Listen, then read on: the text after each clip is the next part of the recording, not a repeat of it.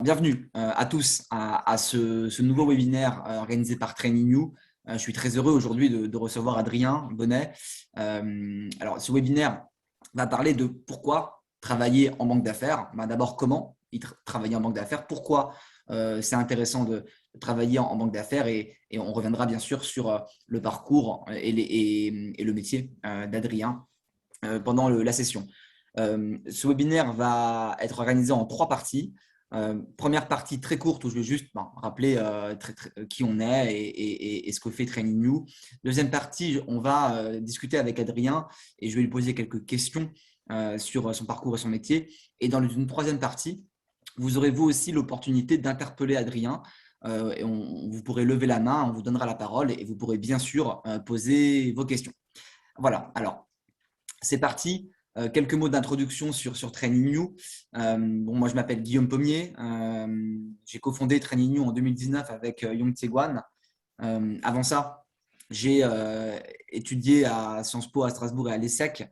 Et puis, j'ai travaillé pendant 2 ans en M&A chez Lazare au sein de l'équipe TMT.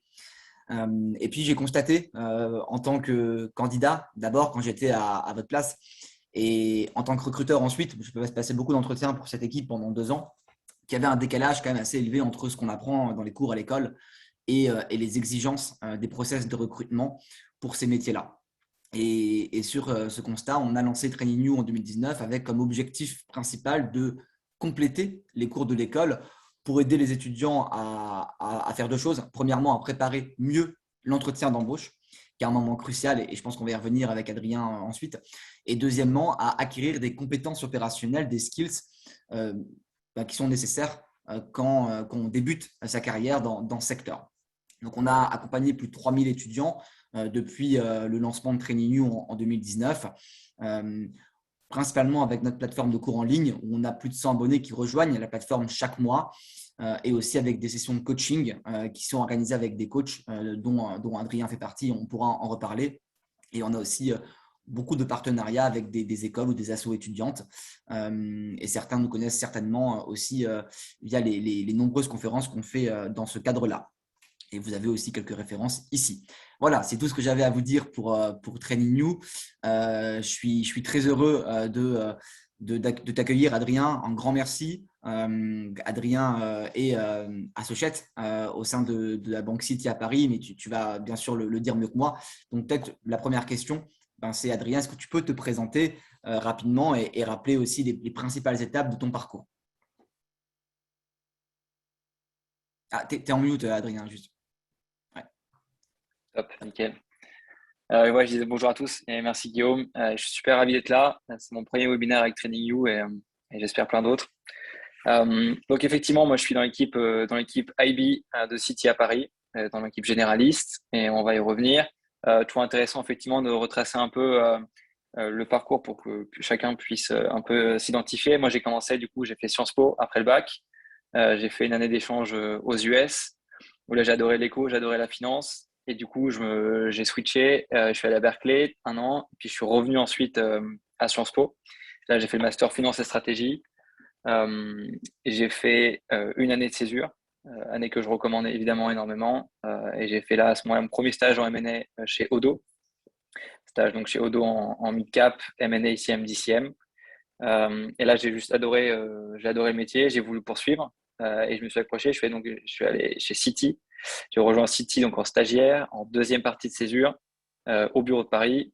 Et là encore, du coup, j'ai bien aimé, ça s'est bien passé. Et du coup, j'ai enchaîné sur un summer à Londres dans l'équipe Power et Utilities directement. Donc le format classique des 10 semaines, à l'issue duquel, du coup, j'ai eu une offre et j'ai choisi de rentrer sur Paris.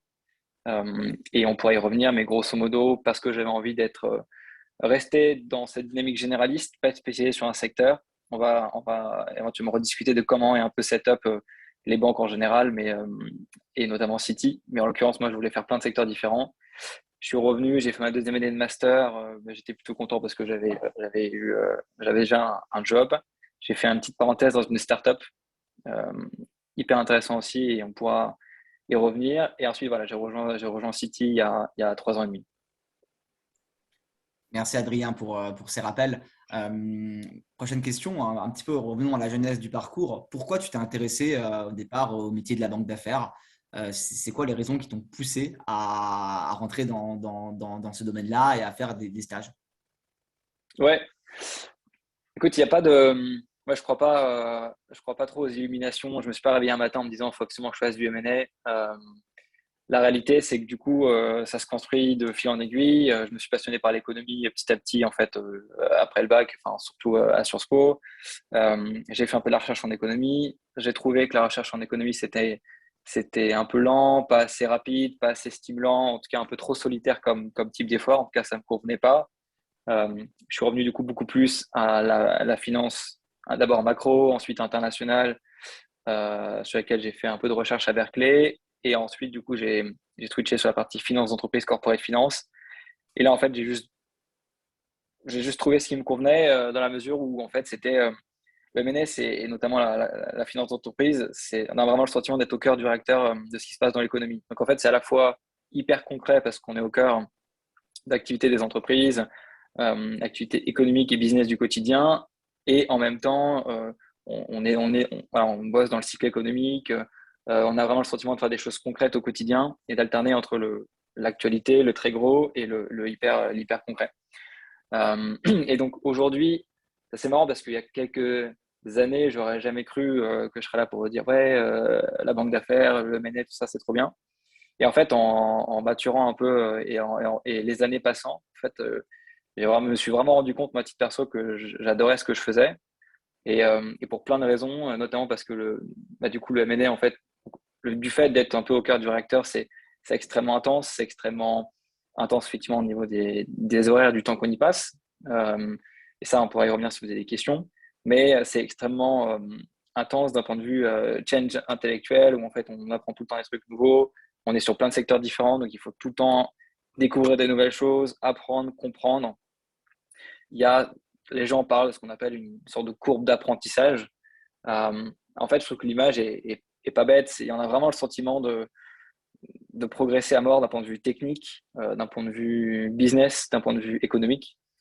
Euh, et ça, c'est perpétuel et donc c'est par système de cycles. Il se trouve qu'en plus, les cycles sont plutôt bien faits. On a des cycles d'analystes, où les cycles d'analystes, c'est vraiment basé sur la technique, sur la production, l'analyse, la valo, la finance un peu de base. Euh, et après, petit à petit, on construit par-dessus, on a un rôle de plus en plus commercial, on rencontre un maximum de gens. Ça qui est assez dingue aussi, c'est je vais en détailler sur ce qu'on fait à City, mais grosso modo, on rencontre après un nombre à la fois de dirigeants, à la fois de gars qui bossent dans des startups, dans des grandes boîtes. Et en fait, au final, on construit un réseau, on rencontre des gens, mais on se nourrit de ces gens. Et ça, c'est quelque chose que j'aime beaucoup. Et puis, c'est vrai qu'accessoirement, pour pas mal de gens, c'est aussi juste des portes ouvertes qui sont énormes, en fait. Et les exits, on en reparlera, mais c'est juste dingue, en fait, tout ce qu'on peut faire en ayant fait quelques années de M&A finalement en banque d'affaires. En fait, pour toutes ces raisons, je m'y suis retrouvé parce que ça m'a petit à petit, de fil en aiguille, voilà, en fonction de ce que j'aimais pas trop, j'ai corrigé pour aller vers un peu ce qui me tentait. J'y suis allé et maintenant, et au final, et maintenant, je suis là devant vous et j'adore, quoi. Alors venons-en aux principales missions en tant qu'analyste ou en tant qu'associate chez Citi. Qu'est-ce qui fait le banquier M&A au quotidien? C'est quoi son rôle? Ouais, donc nous, du coup, donc Citi, on est donc, ce qu'on appelle investment banking, c'est la banque d'affaires, banque d'investissement, et on a plusieurs types de métiers, donc c'est pas que du M&A. Principalement, c'est du M&A, mais on bosse aussi sur de l'ECM, donc Equity Capital Markets, et ça, c'est la partie IPO, donc on bosse sur les introductions en bourse, et on bosse aussi, par exemple, sur éventuellement du financement d'acquisition ponctuellement. Donc, un deal M&A, et désolé si c'est hyper basique pour certains, mais l'idée, c'est d'être le plus, on va dire, exhaustif, slash pédagogique possible. Un deal M&A, une acquisition, une cession, une fusion, tout ça, c'est des termes qui finalement correspondent à ce qu'on fait au quotidien. Donc, on va conseiller des entreprises, des sociétés, lorsqu'elles vont vouloir suite à une revue stratégique, lors d'un plan stratégique, décider d'acheter ou vendre une partie, enfin un actif, et soit une filiale, soit un actif un peu clé, etc. Et nous, du coup, en fait, la manière dont on est basé à Paris, on va accompagner tous les clients français dans leurs deals au quotidien. Et donc, en général, du coup, nous, banque américaine, on les accompagne sur tous leurs deals un peu cross-border. Donc, les deals, en fait, qui vont être transfrontaliers, pas uniquement basés, les deals franco-français, même si on en fait, mais des deals qui vont être faits avec l'international, parce que c'est là où nous, on a une valeur ajoutée. Donc, en fait, nous, on a régulièrement les clients du CAC 40, du SBF 120 qu'on va accompagner. Donc, on va avoir une relation régulière, on va les voir souvent, on discute avec eux, on comprend leurs enjeux régulièrement. Et puis ensuite, bam, une fois, donc ça, c'est la partie un peu, on va dire, prospection commerciale, relation, essayer de comprendre un peu leurs besoins. Et ensuite, on va les aider. Donc, paf, on est mandaté. Et là, et ben, tout simplement, on exécute en fait, ces transactions. Comment ça se passe et notamment, qu'est-ce qu'on fait nous au niveau junior? En fait, donc le métier de conseiller M&A, c'est juste prosaïquement de conseiller sur tout le process M&A stratégique d'une boîte. Donc en fait, ça va être en amont sur tous les travaux d'analyse, de valorisation. Euh, donc quand on veut vendre une boîte, il y a tout le travail de comment on présente la boîte, comment on présente le marché, comment on essaie de convaincre les investisseurs. Jusqu'à la toute fin des négociations, comment on négocie les documents finaux d'accord entre actionnaires, pour dire ça en français. Et donc ça, c'est le banquier M&A, il est exposé à l'intégralité de ce process. Et là où c'est génial, c'est que en fait, et c'est aussi une raison pour laquelle j'adore ce que je fais et j'adore le M&A, c'est qu'en fait, on n'est pas spécialisé tout de suite sur un corps de métier. Donc en fait, on va bosser avec des cabinets en strat, des conseillers en strat, on va bosser avec des fiscalistes, on va bosser avec des avocats d'affaires, on va bosser avec des experts techniques. Et en fait, tout ça, on est un peu le point, un peu le relais, on est un peu exposé au milieu. Et du coup, c'est trop bien parce qu'en fait, on apprend, on se nourrit un peu de tous ces éléments-là. Et ça, c'est hyper enrichissant. Et donc, dans le cadre d'un deal. Et du coup, et on revient un peu à la question, mais j'avais envie de redonner un peu de contexte. Qu'est-ce qu'on fait, nous, en tant que junior? On va notamment être hyper impliqué sur toute la partie analyse fondamentale, valorisation, production effectivement des matériaux qui vont servir à toutes les discussions, des analyses. Et donc, ça va de la modélisation super intense à retranscrire comment est le marché, tous les documents marketing, ce qu'on appelle les teasers, les infos mémos. Et puis, tous les travaux, en fait, ça, c'est ce qu'on appelle c'est un peu ce qui est le plus normé. Hein, c'est des documents qui sont hyper connus, normés, etc. Mais en fait, même tout le travail en fait de production de contenu dans le cadre de la relation qu'on a avec des clients, les analyses, on essaie de retranscrire aussi comment le marché comprend une boîte, on essaie de montrer quels sont les feedbacks des concurrents, on essaie de montrer maximum de valeur ajoutée pour le client. Et ça, en fait, c'est typiquement les juniors, les analystes, avec les associates, avec les VP, qui vont produire ce contenu qui va justement être débattu, utilisé et valorisé ensuite. Donc, si on résume, hein, le junior a plus un rôle finalement d'analyse, de production de matériaux, et les seniors vont se servir de ces matériaux pour ensuite être discutés avec le client et répondre en front à ces différentes problématiques. Ouais, grosso modo, sachant qu'il n'y a pas vraiment un univers senior versus junior. D'abord, effectivement, ça dépend de la boîte, de la structure, etc. Et deuxièmement, effectivement, un analyste va vraiment, parce que ça prend beaucoup de temps, être vraiment full focus sur la partie prod. Et petit à petit, en fait, avec les années, on va faire partie aussi de la partie un peu plus commerciale, un peu plus senior. Mais moi, à titre d'exemple, dès ma première année d'analyste, j'allais en meeting. Dès qu'on rentre un peu sur un deal, tu vas au meeting avec le management, les équipes finance en face. Tu es hyper impliqué, quoi. Tu n'es pas juste le gars en chambre qui produit son football field, son DCF et puis ciao, quoi. Bien sûr. Alors, du coup, on a parlé d'émissions, on a parlé de conseiller sur des opérations financières. Concrètement, est-ce que tu peux nous donner un ou deux exemples très concrets de deals sur lesquels tu as travaillé depuis ton arrivée chez Citi? Ouais. Donc justement, puisqu'on juste refaire une petite parenthèse là-dessus. Donc, Citi, c'est une banque, ce qu'on appelle une banque globale, hein, une bulge bracket américaine. Et ça a plusieurs impacts. Effectivement, mon métier, du coup, c'est ce qu'on appelle l'investment banking. C'est un tout petit peu différent du pur conseil M&A parce que justement, on va faire un peu de CM, on va faire un peu de financement d'acquisition. Euh, et donc, très concrètement, donc sur les parties M&A, donc, en général, les banques américaines, enfin les banques, ce qu'on appelle les banques large cap, nous, on travaille sur des sujets qui sont plutôt autour de supérieurs à 500 millions, 1 milliard, donc plutôt des gros actifs. Parce que chez Citi, par exemple, typiquement à Paris, dans l'équipe IB, on est une trentaine. Donc, en fait, on n'a pas suffisamment de capacité pour faire tout le marché. Donc, il faut choisir. Et donc, et c'est pareil pour toutes les grosses banques. En fait, on s'attaque. Enfin, il y a des équipes. Le marché est segmenté avec des équipes qui s'occupent plutôt sur les gros actifs, d'autres avec les actifs de taille intermédiaire, ce qu'on appelle le mid-cap, comme les Théodo. Et donc, typiquement, nous, on travaille sur des sujets qui vont du très, très gros deal, médiatisé. Par exemple, moi, j'ai bossé sur Veolia Suez, donc, du coup, l'acquisition de Suez par Veolia en plusieurs blocs et sur l'année. Donc, c'est des transactions qui sont assez fun parce que c'est couvert dans toute la presse, parce qu'il y a beaucoup de sujets de confidentialité, parce que c'est des deals un peu qui sont structurants pour un peu l'économie française. Donc, il y a plein d'enjeux politiques, il y a plein d'enjeux qui sont largement au-delà du deal. Donc ça, c'est des sujets sur lesquels on peut bosser, comme on peut bosser sur des deals beaucoup plus petits. Par exemple, j'ai bossé sur l'acquisition de SecureLink, qui est un leader en cybersécurité par Orange. Donc là, c'est un deal qui faisait 500 millions d'enterprise value, donc vraiment à la bottom range de ce qu'on fait d'habitude. Et là, du coup, deal totalement, ça n'a rien à voir, quoi.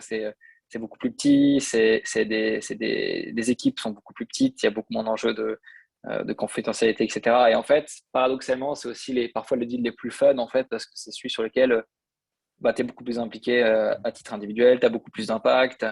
Je me souviens j'ai eu énormément de relations avec les équipes d'Orange jusqu'à la toute négo finale. Et c'est des deals qui sont juste hyper passionnants parce qu'en fait, tu vis le truc au cœur du réacteur avec eux jusqu'au bout.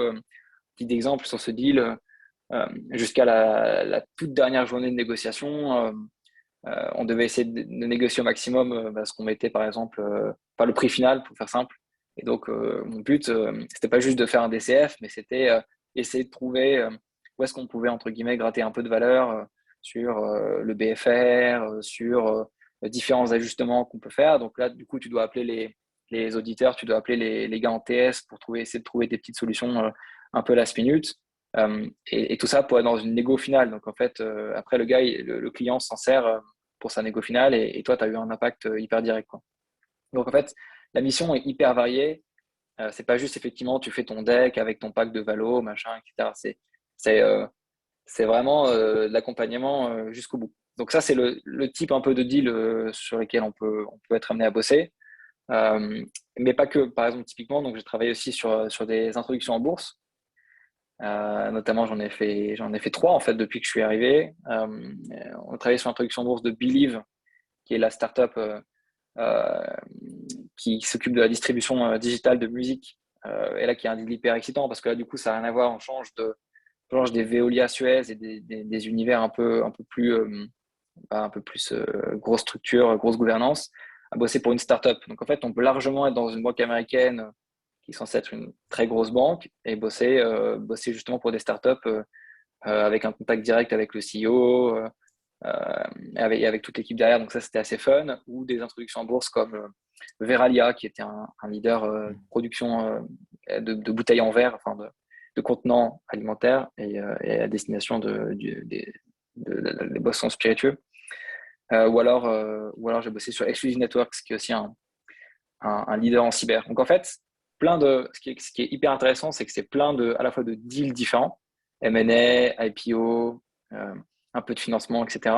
Et à la fois des secteurs différents, ce qui fait que du coup, on se spécialise assez vite et on commence à avoir des appétences un peu, donc on peut devenir un peu le mini expert d'un secteur dans le bureau et donc bosser après sur tous les sujets qui sont liés. Donc très concrètement, c'est ce genre de deal sur lesquels on bosse en banque d'affaires. Et par exemple, un autre exemple, ça peut être des trucs totalement loufoques. Par exemple, là, avant l'été, là, on bossait sur un deal qui se passait genre en Éthiopie. Euh, Et ça, c'est des situations qu'on retrouve. Et c'est une des raisons pour laquelle j'ai beaucoup aimé la partie banque américaine, c'est que les banques généralistes, c'est qu'en fait, on bosse sur des sujets vraiment européens. Et donc là, je bossais sur un deal en Éthiopie avec à la fois des gars à Londres, à la fois des gars à Nairobi au Kenya, à la fois du coup avec les équipes en France. Et ça, quand on est tout jeune, c'est des sujets qui sont hyper intéressants, quoi, hyper intrigants. Tu suis ce qui se passe en Éthiopie. Quand il n'y a pas le Covid, tu vas là-bas. Enfin, c'est vraiment fun, quoi. Ah, super, ben, merci pour toutes ces précisions. Alors, tu en as déjà un petit peu parlé, mais est-ce que tu peux nous préciser les particularités de City à Paris? Alors, bien sûr, banque américaine, bulge brackets, donc banque universelle aussi, présente sur différentes activités. Est-ce que tu peux nous donner voilà, comment on peut définir City par rapport à toutes les autres banques qui font du M&A sur la place? Ouais, ouais, c'est une bonne question, à la fois dans l'absolu, puis à la fois si jamais vous avez des entretiens ou des process, c'est le genre de questions qui un peu con qui tombent, mais que les gars posent. Mais en gros, pour faire simple, donc pour résumer, en fait, en M&A, en banque d'affaires, il y a un peu deux univers. Il y a d'un côté ce qu'on appelle les bulge brackets, les banques universelles, qui ont plein de types de métiers à travers le monde, avec des métiers de gestion d'actifs, banque privée, banque de financement, et ainsi de suite.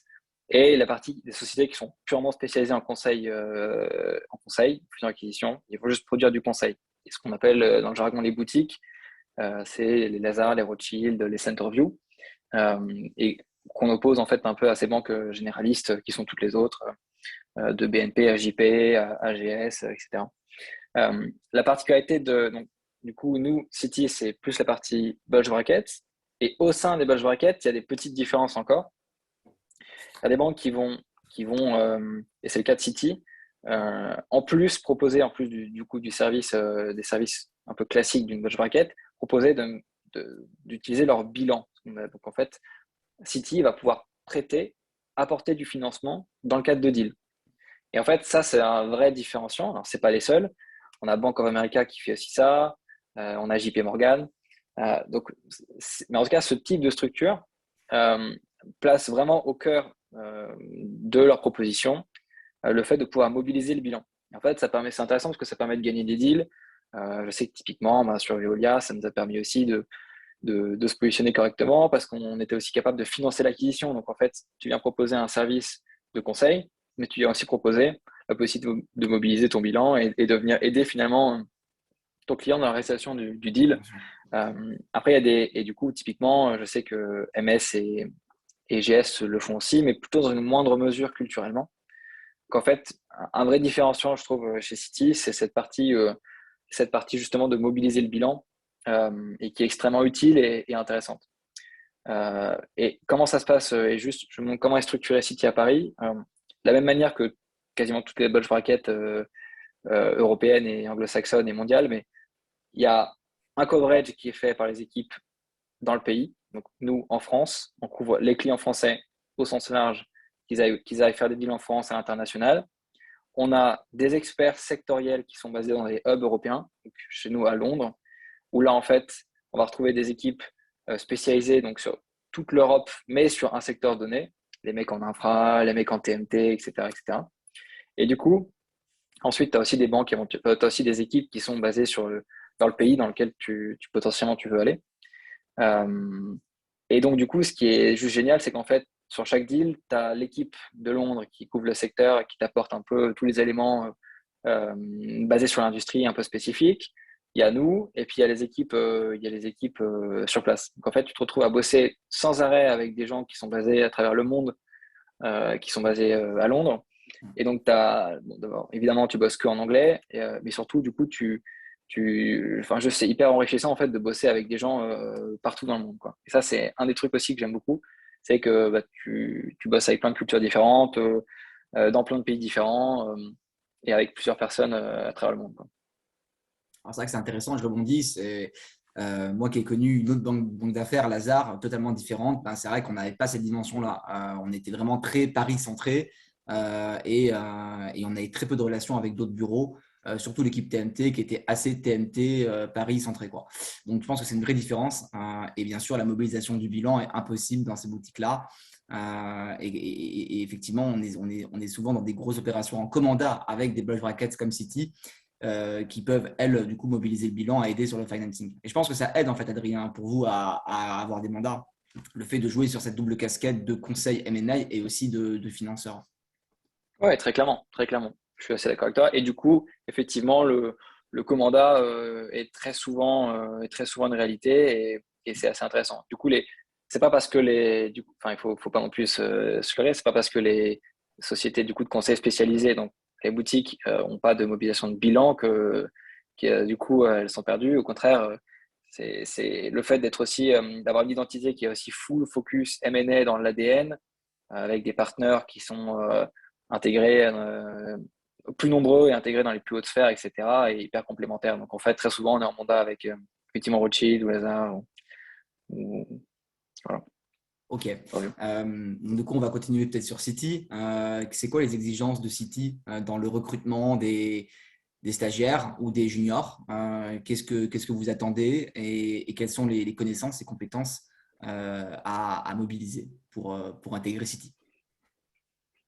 Ouais, écoute, donc effectivement, déjà idéalement, c'est chouette d'avoir une première expérience en finance, mais c'est pas forcément un prérequis. Moi, je me rappelle quand je cherchais des stages, ça m'en supportait les gars qui disaient pour avoir un stage, il faut déjà avoir une expérience en stage.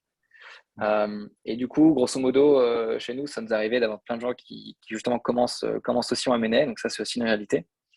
Euh, alors, c'est notamment une réalité pour les promos souvent de juillet, puisqu'en fait, c'est la première partie, enfin, la césure commençant souvent à ce moment-là, c'est souvent le cas. Donc, le prérequis, c'est évidemment, ça aide d'avoir fait un master en finance ou d'être dans une école de commerce ou de faire une formation. Enfin, c'est un peu quoi dire, mais ça aide quand même et c'est quand même plus facile.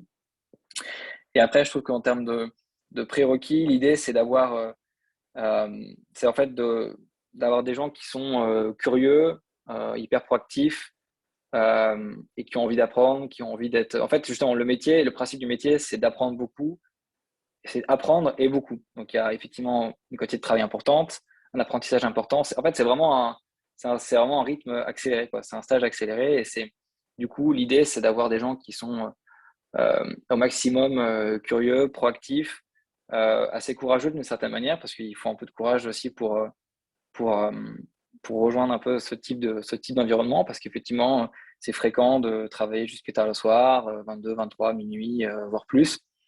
Euh, donc voilà, ça c'est un peu les prérequis, initiaux. Euh, et du coup, comment ça se passe chez nous? C'est structuré de la manière suivante. C'est pas un floor de stagiaire qui fait les petites recherches dans son coin. C'est vraiment quand- pour avoir été en fait un stagiaire City, donc c'est pas du bullshit. On est vraiment sur le floor au même endroit. On est donc sur chaque deal, on appartient à une équipe, à une deal team différente, et juste tu es totalement onboardé de A à Z sur le deal. Tu assistes les analystes, les assos dans le boulot fondamental et tu peux tout à fait te retrouver à faire la valo, à tenir une partie du book tout seul, avoir pas mal d'ownership sur le matériel en règle générale. Moi, j'ai jamais du coup fait d'autres stages enfin, j'ai fait un stage chez Odo, mais j'ai pas fait d'autres stages dans d'autres bulge bracket ou même d'autres types de banques, mais je sais que beaucoup de potes étaient très frustrés de juste avoir une slide à faire, d'avoir une recherche à faire dans un coin, Mm. etc. Mm. Pas avoir à quoi ressembler le book, pas avoir à quoi ressembler les équipes, etc. Là, ici, du coup, ce qui est vraiment positif, c'est effectivement cette onboarding total des stagiaires qui fait qu'en fait, les stagiaires progressent beaucoup plus vite.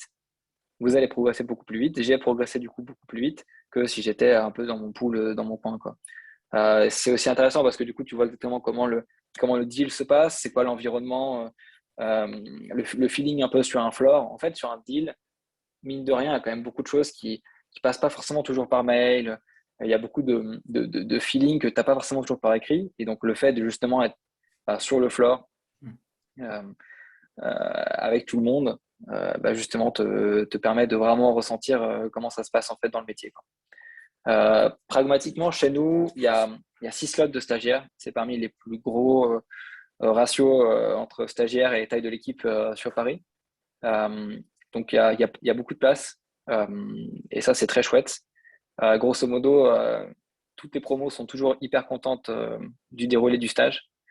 Et c'est vrai que le Covid a rendu les choses pas toujours faciles parce que je trouve pas comme dans toutes les boîtes, tu étais à la maison, donc quand tu es stagiaire à la maison, c'est quand même un peu compliqué.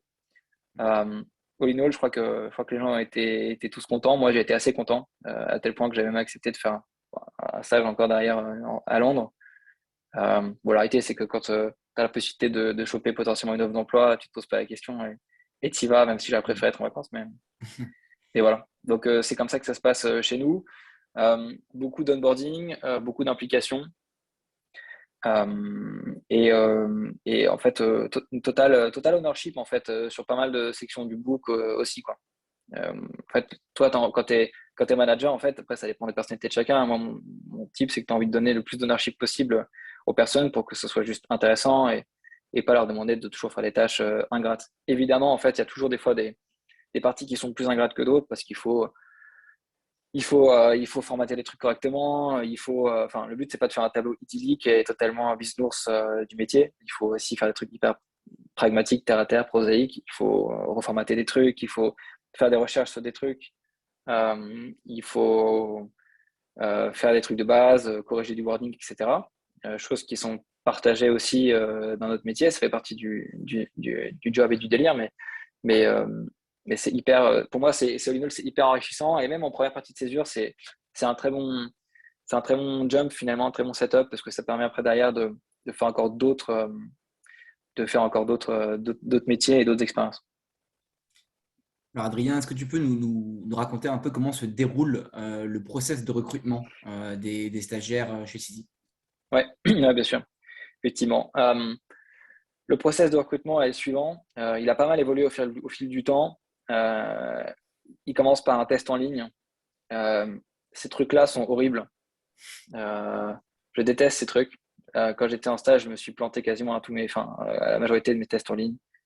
Mais malheureusement, il n'y a plus le choix. Aujourd'hui, tout est centralisé à Londres. C'est le cas dans beaucoup de banques. En fait, je vois pas trop où est-ce que c'est pas le cas. Euh, et du coup, donc, il y a ce test en ligne. On peut s'y préparer assez facilement. Il faut juste passer un peu de temps. Il faut être un peu rigoureux. Mais voilà, il y a ce test en ligne à faire qui mélange un peu de logique, un peu de raisonnement. C'est du test de raisonnement, de logique, de compréhension, de wording, etc. Et ça, il ne faut pas les négliger parce qu'en fait, typiquement, si jamais le test est foiré, nous, on peut rien faire derrière. Aujourd'hui, il y a vraiment ce côté, il faut vraiment candidater au test en ligne. C'est pas du bullshit, c'est pas parce qu'on veut pas vous prendre ou qu'on n'a pas envie de vous faire un passe droit, c'est qu'on peut juste plus parce que maintenant les banques sont hyper régulées et tout. Donc c'est comme ça que ça se passe. Ensuite, il y a un screening qui est fait par les équipes RH à Londres. Grosso modo, elles ne scannent pas grand-chose et elles nous envoient un bout de CV qu'on récupère. Nous, on fait le screening. On reçoit par promotion environ 25-30 candidats, enfin par promotion de 6 mois. C'est les promotions de 6 mois. Promotion en juillet, promotion en janvier. On reçoit 25 candidats. Il y a deux tours. Un premier tour où il y a à peu près 40%, enfin 40 minutes de technique et 20 minutes de fit, grosso modo. Et ensuite, il y a un deuxième entretien, un deuxième tour, qui est fait, lui, en gros, il y a de deux entretiens de 45 minutes, grosso modo, avec plusieurs personnes de l'équipe. L'idée, c'est de rencontrer quasiment un maximum de gens. Euh, et ensuite, derrière, l'équipe se réunit et puis on fait des offres. Donc, il y a à peu près il y a 6 slots. Il y a 6 slots. J'en profite pour, du coup, pour dire que la promotion de janvier, elle est full. Donc, on a fini le recrutement sur la promo de janvier. Par contre, du coup, on aura la promotion de juillet. Et là, en général, l'offre tombe vers fin janvier, début février. Donc, c'est intéressant de commencer à prendre contact avant. C'est intéressant de commencer à s'y préparer avant. Parce qu'après, derrière, en janvier, février, en fait, toutes les banques ouvrent, tout s'enchaîne. Donc, il faut essayer au maximum d'un peu se préparer en amont pour être prêt quand ça ouvre. Et donc, effectivement, nous, notre process pour juillet, on ouvre en février et on clôture en mars, quoi, grosso modo. Ok, bah, très clair. Merci Adrien. Alors, on a parlé des missions de City, on a parlé du process de recrutement. Il y avait un autre bloc que je voulais couvrir avec toi avant de passer aux questions des étudiants. C'était les exits potentiels. Tu avais dit en introduction que le M&A, au-delà de la courbe d'apprentissage très rapide, offrait de belles opportunités pour la suite des carrières. Ben, est-ce que tu peux nous en dire un peu plus et quels sont les potentiels exits que toi, tu envisagerais si un jour tu arrêtes la banque d'affaires? Ouais. Écoute, en fait, comment essayer de retranscrire le plus intégralement possible, je pense que ce qui est une réalité, c'est que le M&A, ça offre parmi enfin, les exits les plus nombreux possibles. En fait, on peut quasiment tout faire. Notamment, je pense qu'il y a une fenêtre autour de 2-3 ans d'expérience. Quand tu as fait 2-3 ans en banque d'affaires, en fait, tu peux te réinsérer juste partout. Et c'est pas du bullshit, en fait. La réalité, c'est que enfin, n'importe, tu vois, quel candidat qui a bossé pendant 2-3 ans de manière assez intense, qui a appris beaucoup, qui a eu pas mal d'ownership, qui a fait des meetings clients, qui a des skills en valo et en finance qui sont assez importantes, on peut se réinsérer quasiment partout. Donc, j'ai des copains qui sont partis en conseil, un cabinet de conseil en strat. J'ai des copains qui sont partis en corporate. Donc là, en corporate, tu peux tout faire. Tu peux faire de la strat, tu peux faire évidemment du M&A, de la direction financière, des grands groupes, des petits groupes. Moi, typiquement chez nous, chez City, on a eu quelqu'un qui est parti chez Pernod Ricard dans l'équipe M&A, quelqu'un qui est parti chez Ingenico, qui maintenant a été racheté par Worldline, et quelqu'un qui est parti chez L'Oréal. On a aussi la possibilité de partir dans des startups. Et ça, c'est assez cool. L'univers startup, c'est deux choses. C'est soit tu montes créer ta boîte, et là, tu bénéficies de plein d'avantages pour ça. Tu as un grand réseau, tu as de la crédibilité, tu as des sous de côté, tu as un chômage pendant 2 ans qui est plutôt solide. Tu bénéficies de plein de possibilités pour monter ta boîte. Soit tu rejoins une startup à la direction financière, en business développement. Soit tu prends une grosse startup, soit tu prends une petite startup. Tu peux tout faire. Évidemment, du coup, le sujet un peu clé en général, c'est le private equity, hein, c'est les métiers d'investissement. En fait, les métiers d'investissement en capitaux, ça va du private equity très large, les Cinven, les Carlyle, les PAI, Eurazeo, en fait, le venture capital, en passant par le growth, en fait, tous les types tous les métiers en fait du buy side, typiquement, vont te permettre d'aller. Enfin, tu peux y aller via le M&A. Après, ça va dépendre aussi de pas mal de choses. Ça va dépendre aussi d'un peu des. En fait, ça va dépendre de comment tu tournes aussi un peu ton CV. Donc, typiquement, les autres stages que tu as fait avant, les deals sur lesquels tu as bossé, un peu les sensibilités sur lesquelles tu as, si tu as monté un business on the side, j'en sais rien. Mais en tout cas, il faut juste savoir que le M&A, et notamment après 2-3 ans, ouvre énormément de portes. Et c'est d'ailleurs la raison pour laquelle en fait, il y a beaucoup, beaucoup de départs en, en M&A autour de cette partie-là, au bout de 2-3 ans. Parce qu'en fait, il y a juste énormément de possibilités, donc la possibilité en fait, de découvrir d'autres métiers. Après, il y a aussi une réalité qui est, et encore une fois, je ne veux pas faire une description bisounours, il y a des gens, enfin, comment dire, pour beaucoup de personnes, et ça a été aussi le cas pour moi, il y a des moments donnés qui sont assez difficiles parce que la charge de travail est importante. Euh, et, euh, et ça m'est arrivé d'avoir envie de démissionner, ça m'est arrivé d'avoir envie de tout plaquer parce que il y avait effectivement beaucoup de travail, parce que j'avais le sentiment que c'était plus pour moi ou que ça m'allait pas. Et au final, c'est ce qui explique aussi pourquoi il y a beaucoup de gens qui décident de bouger et de changer, hein. Il faut pas non plus faire un truc totalement bisounours et un peu débile, mais effectivement, au bout de 3 ans, il y a la possibilité de faire plein de trucs. Et en fait, même après, en fait, au bout de 4, 5, 6, 7 ans. Après, plus on reste dans le métier, plus c'est compliqué de vraiment, vraiment bouger, mais ça se fait. Ok, top. Bah, écoute, merci beaucoup, Adrien. Alors, avant de passer à vos questions, il y a déjà une main levée et j'imagine qu'on aura beaucoup d'autres. Juste une minute pour vous présenter les différentes opportunités que vous pouvez avoir avec Training You et aussi avec Adrien qui est coach pour Training You. Donc, déjà, pour vous remercier pour votre présence, vous pouvez bénéficier d'un coupon de réduction TY-du6 City qui vous permet, voilà, surtout nos packs, c'est surtout les offres en fait de Training You. Donc, on a nos packs en ligne que certains d'entre vous connaissent déjà, j'imagine, qui sont disponibles sans engagement, donc assez flexibles et accessibles. Vous pouvez retrouver différents types de contenus, tout le contenu nécessaire pour réussir des process de recrutement en banque d'affaires et plus globalement dans le secteur corporate finance. Donc, vous avez évidemment des MOOC qui sont dispensés par des professionnels dans chaque métier et qui vous expliquent comment bien candidater, CV, lettre de motivation, networking, comment réussir un entretien, questions de fit et surtout les questions techniques. Où on revient en fait concrètement sur toutes les questions qui sont posées régulièrement en entretien et on donne une réponse. Donc, c'est un complément très, très utile à vos cours de l'école qui sont parfois un peu trop théoriques. Et aussi, on vous explique des cours pour comment bien réussir son stage, comment bien réussir les différentes missions qu'Adrien a mentionnées sur PowerPoint, sur Excel, etc. On a aussi des tests en ligne qui vous permettent de vous entraîner en amont de l'entretien. On vous donne une note et après, du coup, vous pouvez refaire ce test-là. Et c'est corrigé, bien sûr. Des podcasts, des fiches banques. Donc, vous pouvez aussi retrouver la fiche de City sur la plateforme TrainingView. On vous explique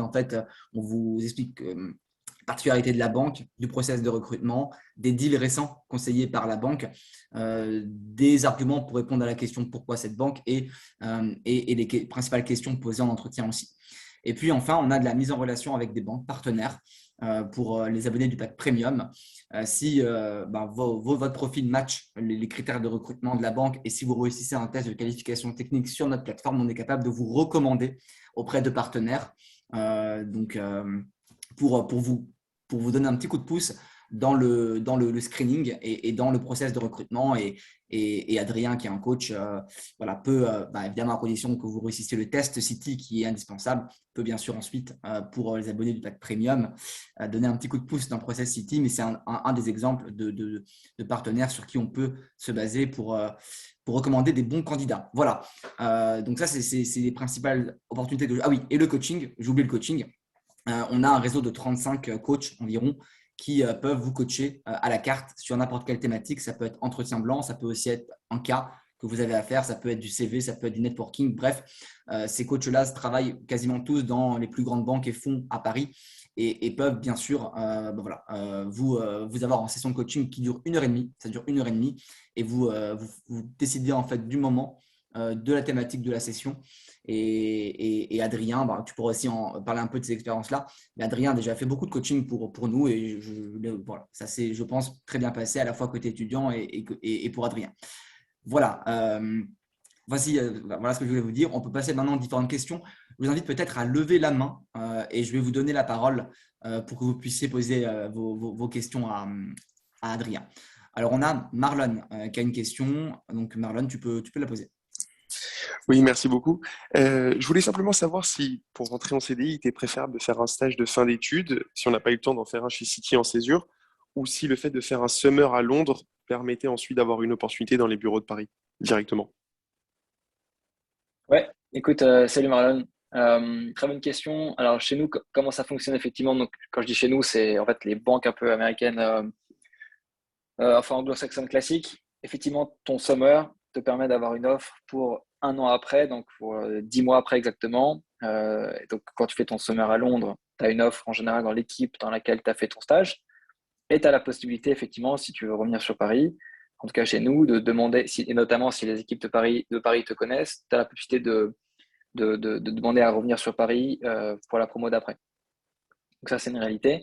Nous, on prend idéalement pas de stage de fin d'études parce qu'en fait, justement, à cause de ce principe-là, en fait, finalement, en septembre, août-septembre, finalement, ceux qui veulent revenir sur Paris et les anciens stagiaires, parce que tu recrutes énormément d'anciens stagiaires, quasiment tout le temps, du coup, ce qui se passe, c'est que la promo de juillet, typiquement la prochaine, elle est quasiment déjà finie là en novembre. Elle est quasiment déjà recrutée. Donc en fait, si tu fais un stage de fin d'études à partir de janvier, la réalité, c'est qu'on n'est pas en mesure de le convertir en offre tout de suite.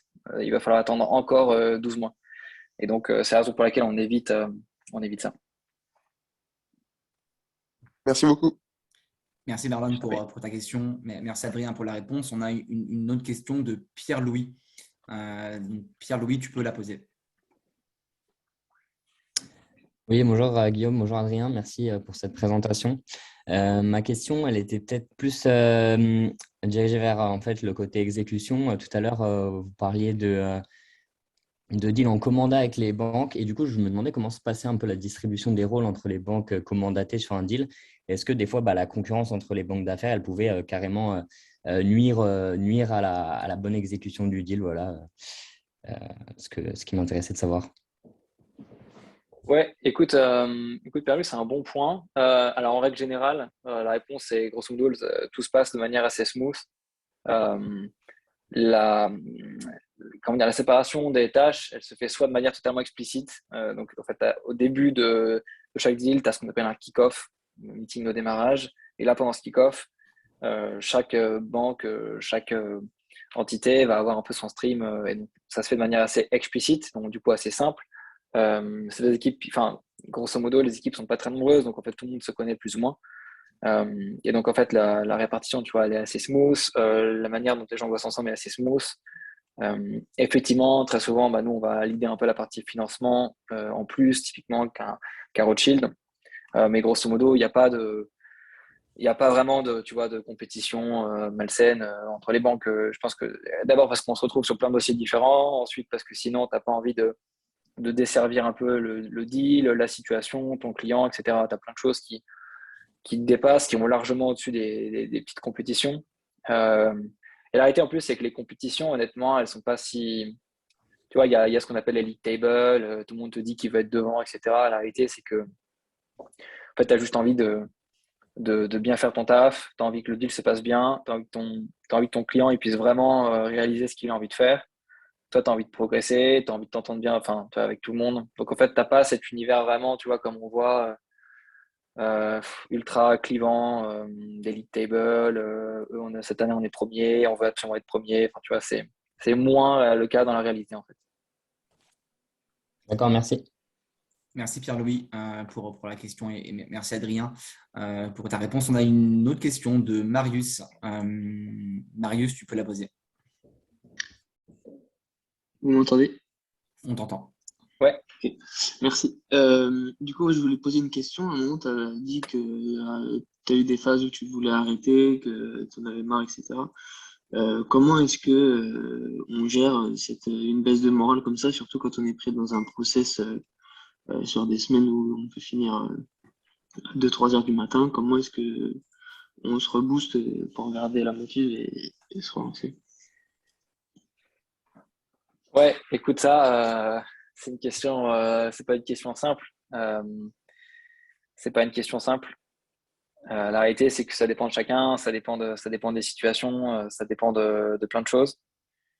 Attends, vous m'entendez ou pas? On t'entend. Ouais, est-ce qu'il y a un bug du truc? Ok. Ouais, non, enfin bref, ça dépend de la situation. Il n'y a pas de recette miracle. Simplement, je trouve que les années d'analyste sont parfois difficiles. Et au final, quand tu prends un peu de recul, ça va mieux. Chez City, je trouve qu'il y a une ambiance qui est hyper saine de ce point de vue-là. Beaucoup d'entraide, des staffers qui sont super. La possibilité de vraiment un peu plus choisir ses deals, choisir ses missions, ralentir quand ça va pas, accélérer quand ça va. Euh, Après, tu vois, cette question, elle s'applique à beaucoup de métiers. Tu vois, pas forcément qu'à celui-là.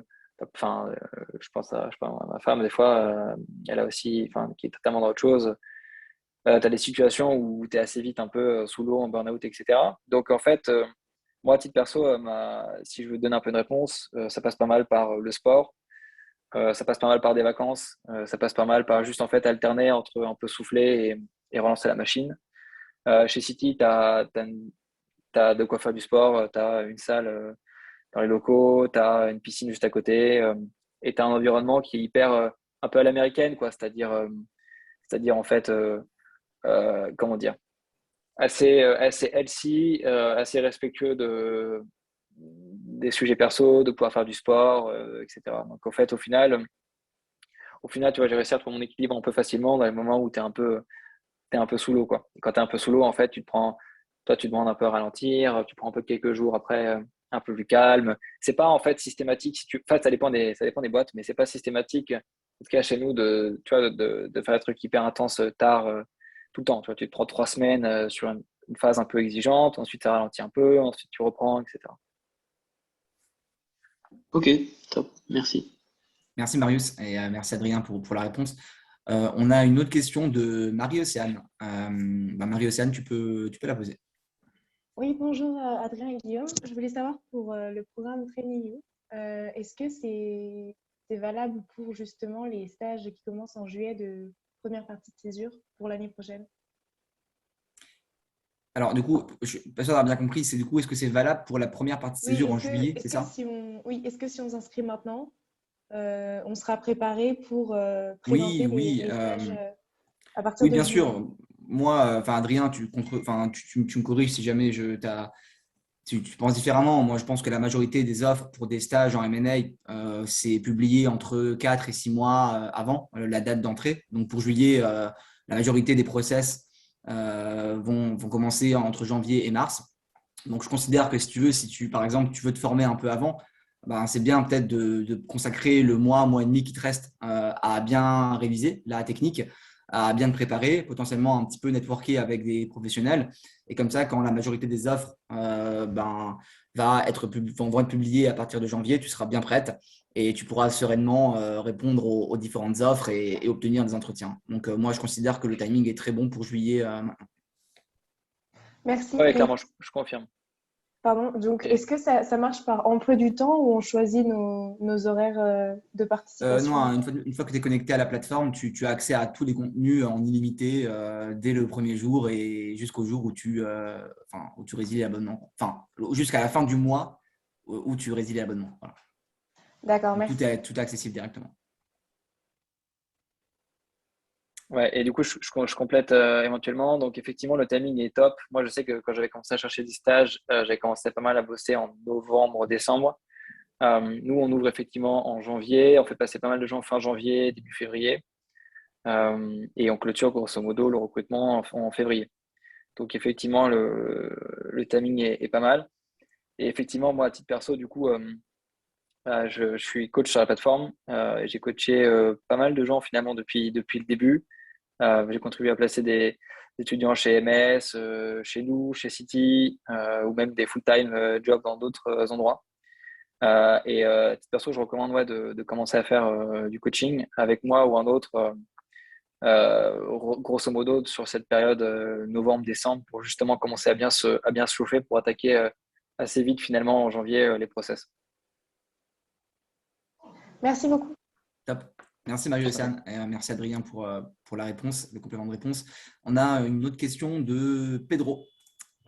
Donc Pedro Alejandro, pardon. Bonjour, Excuse-moi. c'est bon, j'ai activé mon micro. Oui, c'est bon. Je voulais revenir sur les prérequis dont tu parlais pour rentrer dans l'équipe. Pour contexte, moi j'ai fait une école de commerce PGE, double cursus avec un master en droit.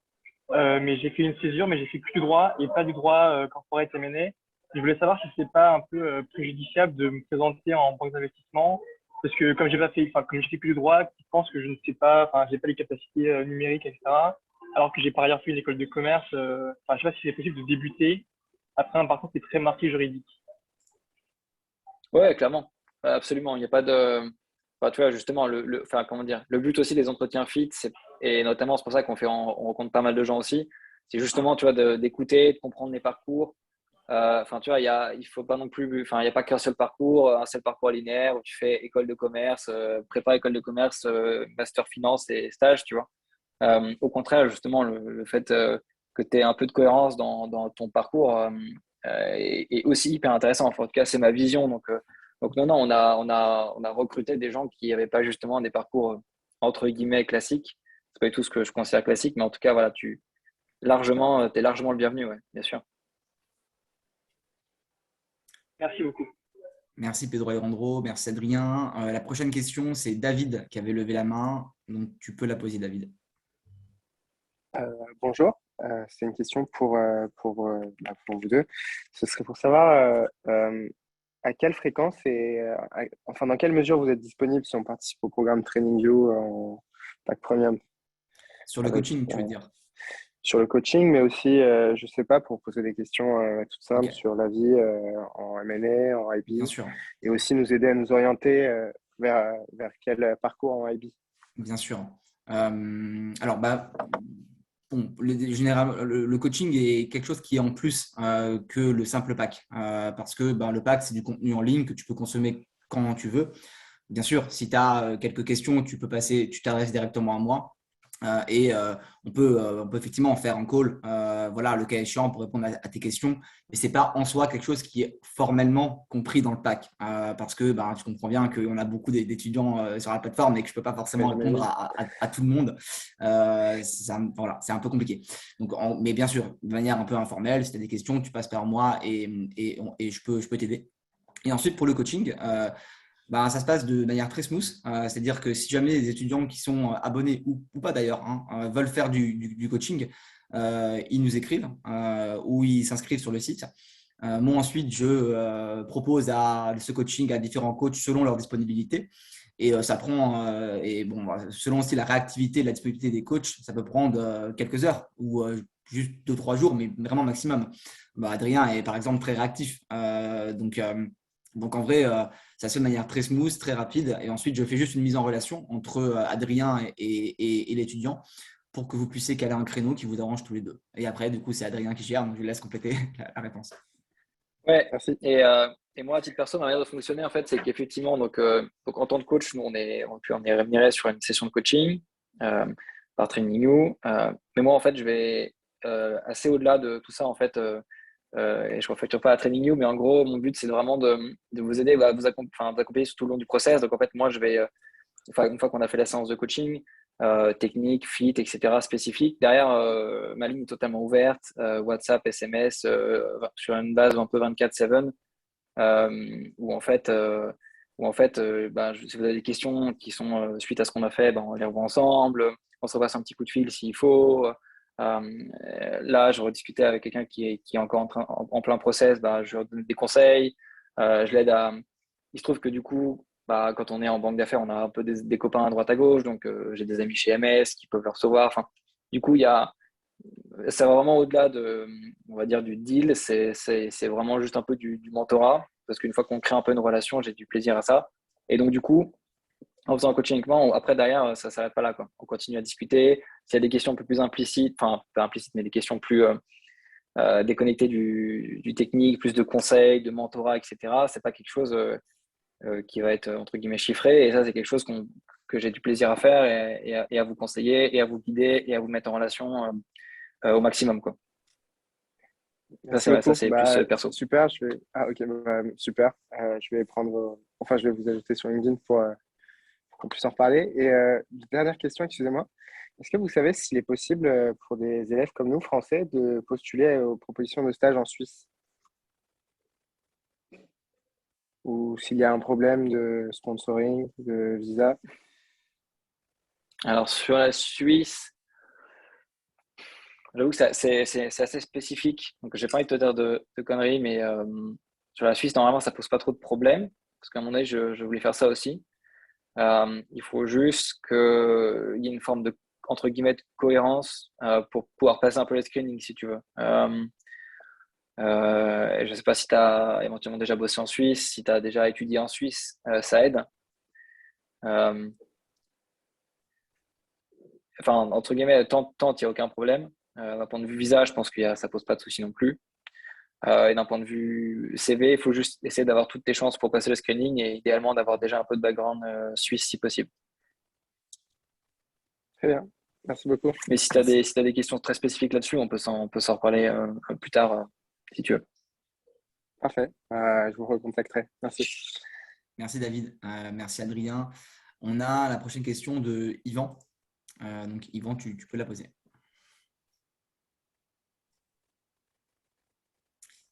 Alors Yvan, tu es en mute, donc je ne sais pas si tu la poses. Ouais. Là, c'est bon? Là, c'est good. Yes. Ok. Merci déjà pour la présentation.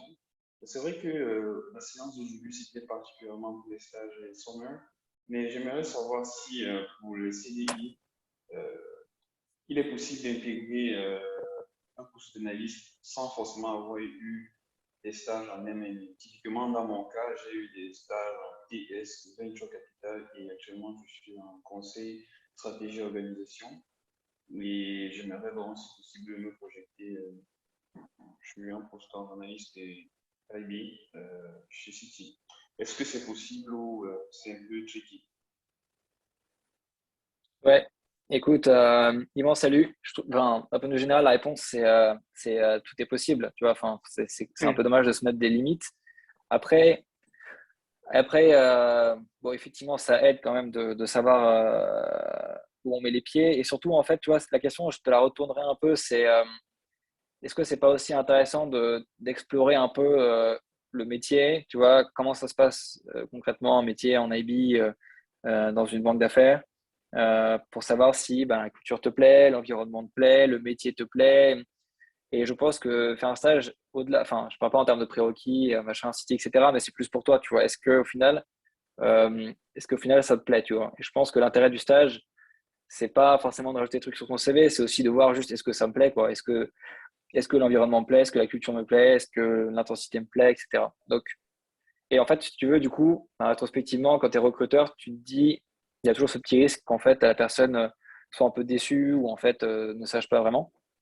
Euh, donc, si tu as l'occasion de faire un stage, c'est cool. Après, il y a pas de porte fermée. Toutes les portes sont ouvertes et tu vois, ça fait partie des cohérences des projets.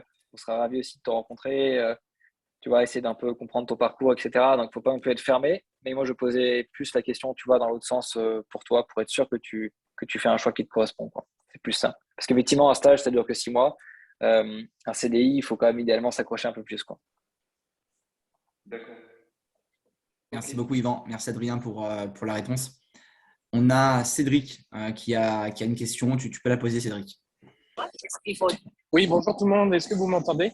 On t'entend. Ouais, on t'entend. Super. Salut. Déjà, un petit aparté, je suis dans la rue. J'espère que vous allez m'entendre. Le deuxième aparté, c'est merci beaucoup pour ce webinaire. Et particulier Guillaume et Youngji, votre plateforme est vraiment intéressante. Et votre mission de faire le bridge entre la formation du master et la réalité, elle est réussie. Donc bravo à vous. Et moi, je l'ai écumé. Donc merci beaucoup. Maintenant, ma question pour toi, Adrien. Merci pour ta bienveillance et ce call, c'est très sympa et cette transparence. Je suis actuellement en full time en tant que valuation analyst. Il y a le truc là, de TrainingView. On m'entend? Alors, on t'entend. Et juste, David, si tu peux peut-être couper ton micro, ce serait cool. Ah, ok. Je sais pas. Ouais. Ah, ok, super. Voilà. Et Cédric, du coup, je te laisse continuer. Du coup, ma question pour toi, c'est est-ce que tu connais un petit peu la fenêtre de recrutement? Parce que j'ai candidaté pour janvier 2022, j'ai cru comprendre que c'était fermé et j'avais candidaté fin septembre, sauf que la boîte le recrutement, le service recrutement RH à Londres ne m'a jamais répondu pour les questions, malgré mes multiples relances. Et donc je voulais savoir où en était la fenêtre full-time ou éventuellement stage. Ouais. Alors, effectivement, bon point. Donc, c'est vrai que donc, du coup, pour les full-time, nous, on recrute qu'une fois par an. Ce sont des classes de 4 à 5 analystes. Et chez nous, du coup, c'est uniquement en juillet. Donc, la fenêtre full-time, c'est juillet chez nous à Paris. Et les fenêtres stage, c'est janvier et juillet. Donc, 2 promos de 6 mois. Et du coup, effectivement, janvier en stage est full, est déjà rempli. Et donc là, il reste pour juillet. On va commencer. Donc, il reste juillet, il reste stage et analyste. Analyste full-time, on est dedans. On est en train de finir le recrutement de la promo. Et pour les stagiaires, on commencera en février. D'accord, j'ai pas très bien merci. compris. Toi, à quoi tu appliquais, tu candidatais? Très honnêtement, j'avais postulé pour le stage de janvier, mais comme je t'ai dit, j'ai pas eu de retour malheureusement. Et du coup, ma deuxième question, c'est étant donné que là, il me reste éventuellement que les stages, je voulais savoir si à la suite du stage de 6 mois, on prenait en compte l'expérience passée pour dire, OK, bah, le mec, il sort pas d'école, il a un peu d'expérience. Est-ce qu'une fois qu'il est confirmé, on le met à analyste 2, éventuellement, ce genre de choses? Est-ce qu'il y a cette flexibilité-là sur le parcours?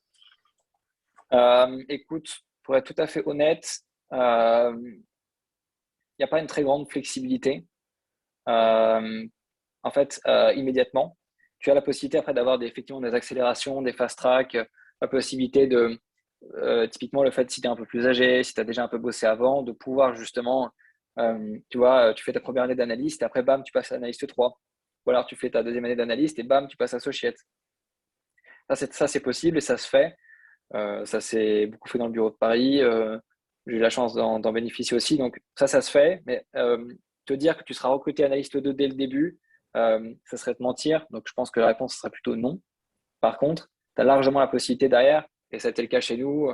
On a quelqu'un qui avait 28 ans, analyste, et qui avait bossé avant, etc. Lui, il est accéléré, il a accéléré. Et pareil, j'ai un pote à Londres, ça c'est trop marrant. C'est un ancien rugbyman professionnel de l'équipe d'Italie. Le gars, il jouait avec l'équipe de France et tout, il a fait le tournoi de destination. Il s'est reconverti en banquier d'affaires. Il a commencé analyste 1, mais comme il avait 32 ans, très très vite, il est passé associate en programme accéléré. Donc, c'est des reconversions assez marrantes, mais ça se fait clairement. Ouais. Ok, bah, merci beaucoup, c'est très clair et c'est exactement ce que je voulais savoir. Merci beaucoup. Super. Merci Cédric, merci Adrien pour la réponse. La prochaine question, on a Héloïse. Donc Héloïse, du coup, tu peux la poser. Vous m'entendez? On t'entend. Ouais, on t'entend. Parfait. Salut Héloïse. Salut, merci beaucoup pour cette présentation à tous les deux. J'avais deux petites questions. La première question, c'est par rapport aux tests en ligne. Comme tu as mentionné que justement, ça t'avait posé quelques problèmes, je voudrais savoir justement si tu avais des outils ou des plateformes sur lesquelles on pourrait s'entraîner. Et deuxième petite question, c'est par rapport au process d'entretien, par rapport à la situation sanitaire actuelle, est-ce que vous faites en ligne ou en présentiel? Merci. Ouais, écoute, je vais rapidement prendre la deuxième question, après je reviens sur la première. On fait maintenant, on essaie idéalement de faire au maximum en présentiel, et on propose aussi le choix aux candidats. Tu vois, enfin, si c'est du remote, c'est du remote. On essaie au maximum de retrouver un peu de présence quand c'est possible, quand c'est un peu fait de manière clean pour les conditions sanitaires, etc. Mais on essaye au maximum. Et ça va se faire, je pense, de plus en plus overtime, à fur et à mesure que nous-mêmes on rentre au bureau un peu plus. Et après, sur la première partie, je sais que tu as plusieurs choses. Donc je sais que je comprends que Guillaume, du coup, tu me corrigeras dessus, mais potentiellement, vous essayez de bosser dessus aussi pour avoir un peu de prep. Il existe du matos en ligne. Moi, à titre perso, j'ai des archives de tests en ligne que si on est amené un peu à faire du coaching ensemble, je pourrais justement les partager pour que vous puissiez vous préparer au maximum. Mais c'est sur ça que je m'étais préparé. Moi, c'est un peu des archives existantes. Tu as des boîtes qui te préparent, j'ai plus le nom en tête, tu as des boîtes qui te préparent justement à ces fameux tests au maximum. C'est souvent des boîtes payantes d'ailleurs, mais tu as ces genres de préparation en ligne pour te préparer. Moi, à titre perso, j'avais fait que des archives, j'avais pas fait de boîtes payantes. Et bon, le succès n'était pas ouf. D'accord, merci. Je complète juste sur les tests par rapport à TrainingView. Effectivement, on est en train de travailler dessus pour muscler cette partie-là. Pour l'instant, on n'a pas énormément de contenu, mais on est en train de travailler en fait sur des annales de tests qui ont été posées pour Londres ou pour Paris. Et ça sera normalement prêt à partir de janvier 2022 sur la plateforme TrainingView. Ça viendra enrichir tous les packs. Voilà. Sachant que les tests ont évolué un peu au fil des années, ils sont beaucoup moins, j'ai envie de dire, un peu cons qu'avant. Avant, c'était vraiment très binaire. Soit tu avais juste, soit tu avais faux. Il te fallait genre 90% de réussite. Maintenant, c'est beaucoup plus smooth.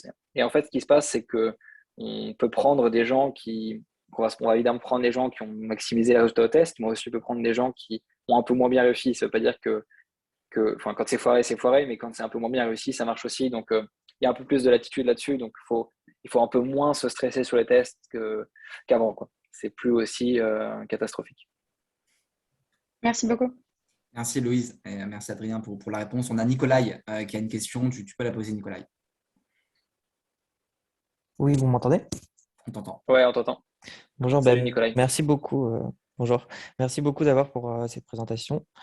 Moi, ma question, c'était par rapport aux exits du M&A dont vous avez parlé, et notamment les exits en corporate. En fait, j'ai beaucoup entendu qu'il y avait des exits pour les fonds, il y avait beaucoup d'exits pour le M&A interne en corporate. Je me demandais si c'était possible aussi d'aller en direction financière plutôt qu'en M&A interne. Ouais, Écoute, salut Nicolas. D'abord, je profite, j'ai vu ton mail ce matin et je vais t'y répondre. Donc, nous, on se doit une séance en individuel. Désolé, je ne vais pas t'afficher, mais effectivement, j'en profite de ce canal pour te dire que j'ai bien vu ton mail ce matin et je vais te répondre. Ça marche, Euh, merci. et du coup, deuxièmement, ouais, clairement, tu peux revenir en direction financière, il n'y a pas de souci.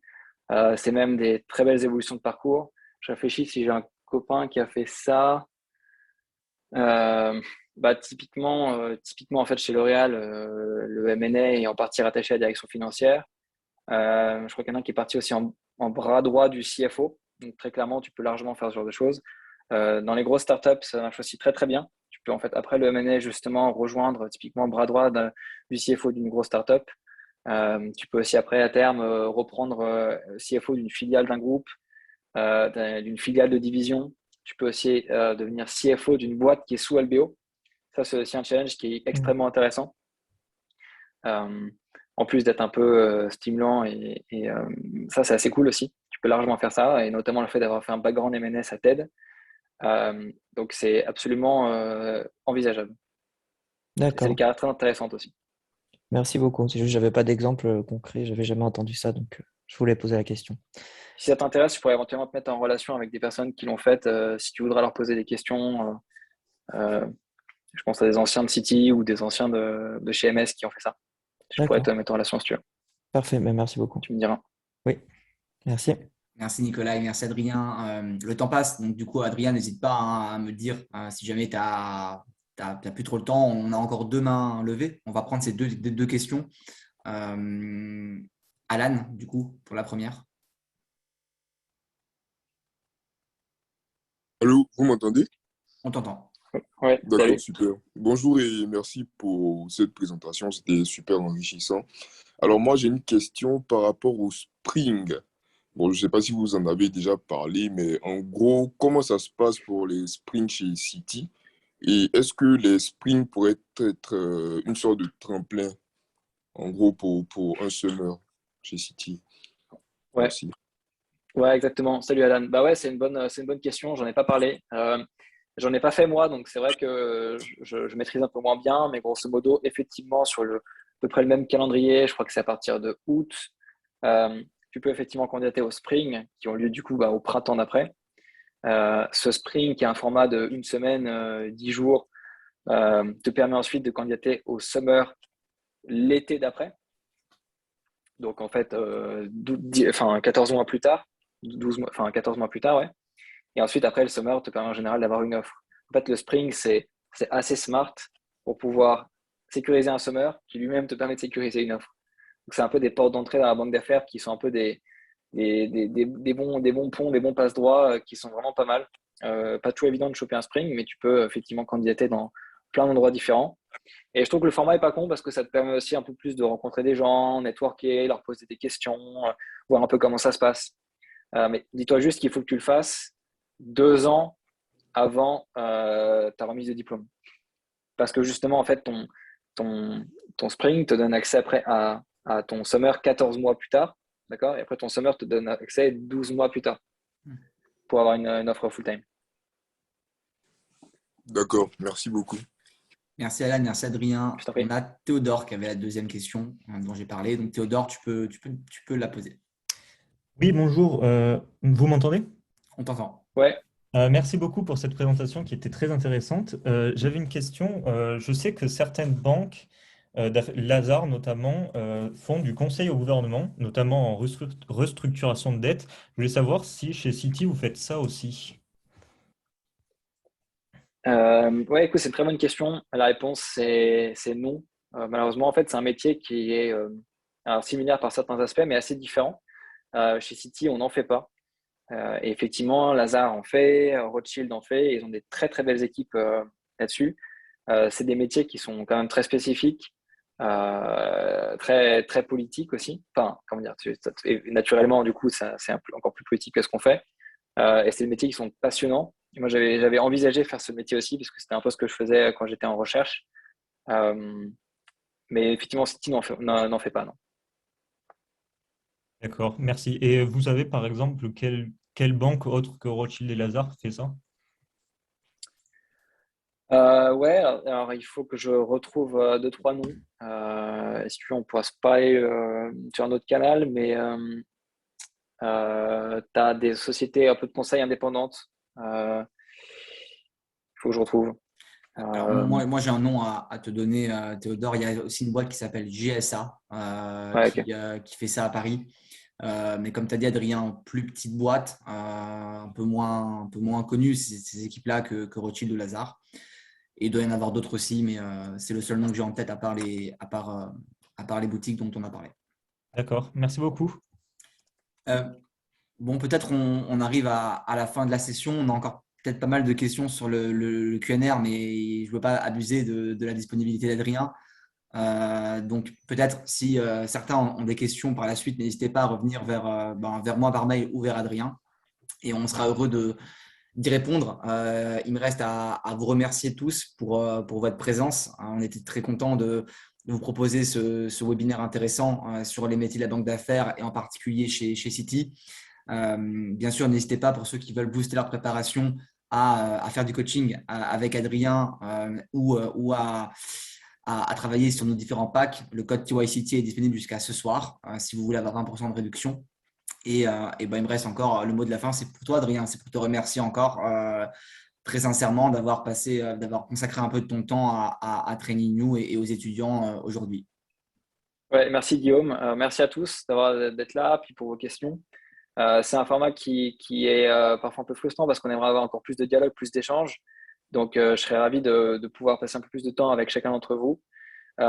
Petite parenthèse, j'ai eu beaucoup de demandes sur LinkedIn d'ajout. En général, j'aime bien en fait pouvoir créer du lien un peu avec chacun et ajouter les personnes avec qui j'ai vraiment rencontré et eu un échange. Donc, le prenez pas mal si je vous ai pas encore répondu favorablement jusque-là. Mais effectivement, on peut se contacter soit sur un canal sur LinkedIn séparément, soit justement via Guillaume et Training You pour formaliser un peu tout ça et rentrer un peu dans une relation de plus de mentorat et de coaching et d'accompagnement. Et là, après, du coup, on pourra vraiment avoir un canal un peu plus spécifique et créer du lien. Et je serais ravi, parce que j'adore faire ça, et je serais ravi un peu d'accompagner et puis d'essayer de vous aider à choper un peu les stages qui vous plaisent, les jobs qui vous plaisent, et puis de vous pousser chez Citi si je peux. C'est toujours plus sympa. Donc, je serais ravi de le faire. Trop content d'avoir été là et en tout cas, à bientôt à tous. Super. Merci beaucoup, Adrien. Top. Passez une bonne journée. Merci beaucoup. Au revoir. Au revoir.